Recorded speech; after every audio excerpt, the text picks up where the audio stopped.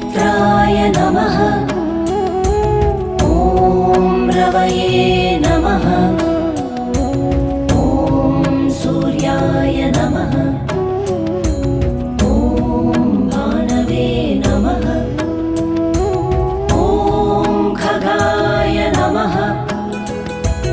ॐ पूष्णे नमः। ॐ हिरण्यगर्भाय नमः। ॐ मरीचये नमः। ॐ आदित्याय नमः। ॐ सवित्रे नमः।